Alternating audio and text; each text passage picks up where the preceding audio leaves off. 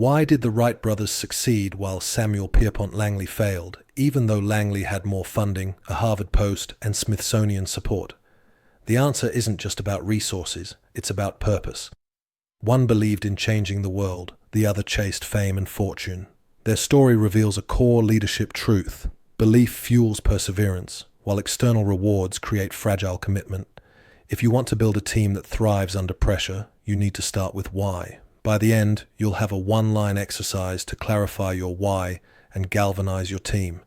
Let's look at how purpose made all the difference. If you're new here, please subscribe and like, because I share tips to help you improve your career. At the turn of the 20th century, two teams raced to achieve powered flight under very different circumstances. The Wright brothers worked out of a small bicycle shop in Dayton, Ohio, with a tight-knit crew that included their volunteer mechanic Charlie Taylor. In contrast, Samuel Langley had $50,000 in government funding and the backing of the Smithsonian Institution.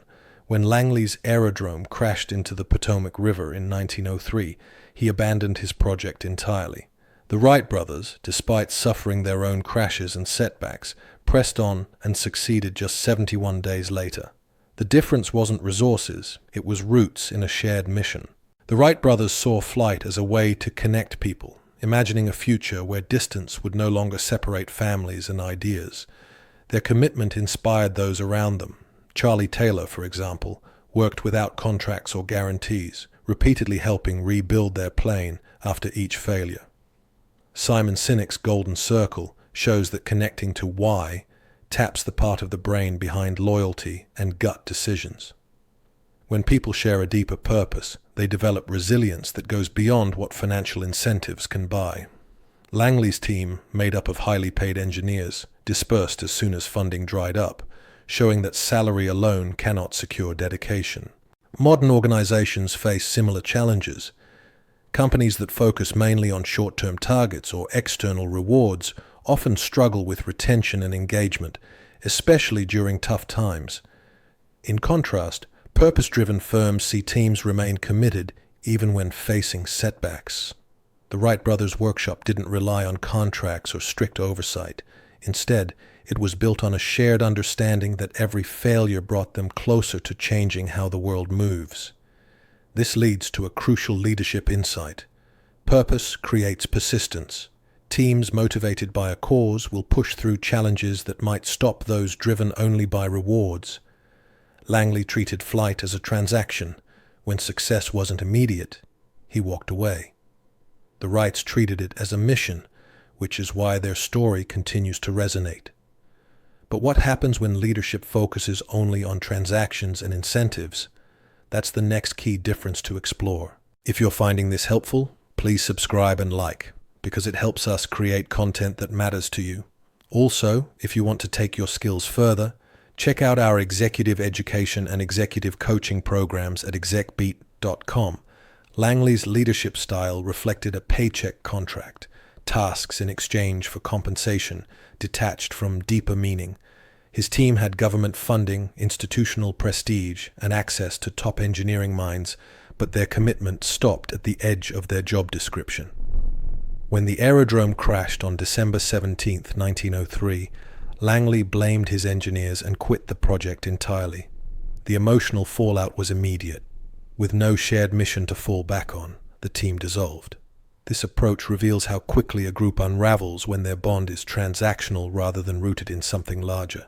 In contrast, the Wright brothers built their effort around a cause contract. Their small crew, including volunteer mechanic Charlie Taylor, worked without formal agreements. After each setback, they gathered to learn from failure, not to assign blame. The Wrights' leadership mirrored what the Navy SEALs describe as a trust-first culture. According to a former SEAL, the candidates who make it through their grueling selection aren't always the strongest or most skilled, but those who find energy to help the person next to them. High-performing teams value trust and mutual support over individual stardom, a lesson Langley's team never learned. In business, star performers who focus on personal gain can actually undermine team cohesion, creating a toxic environment where collaboration and morale suffer.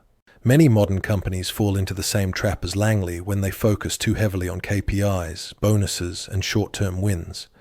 Employees motivated only by external rewards tend to disengage when the going gets tough.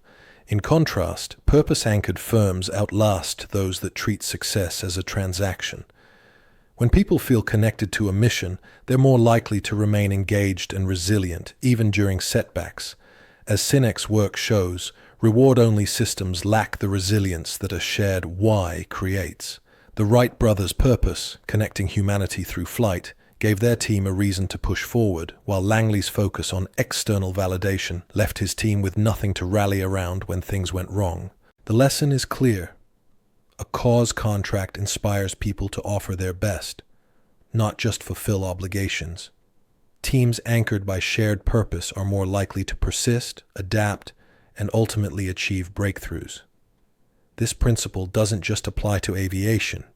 It's a blueprint for leading through uncertainty and adversity. Purpose-driven leadership stands out when setbacks threaten to derail progress. The Wright brothers' relentless belief in changing the world through flight kept their team focused, even after repeated failures. Meanwhile, Langley quit the day the Wrights first flew, showing how quickly external motivations can fade. Here's a practical exercise. This week, write your why in 10 words or fewer and share it with a colleague to test its clarity and impact. If it doesn't motivate you after a setback, refine it. Choose your cause now, because teams don't just work harder for paychecks, they sacrifice for beliefs. If you found this insight valuable for your leadership, hit like and subscribe to stay ahead on ExecBeat. Thanks for watching. Please subscribe and like because it helps us bring you more free videos. And if you're ready to grow your career, visit execbeat.com to learn about our executive education and coaching.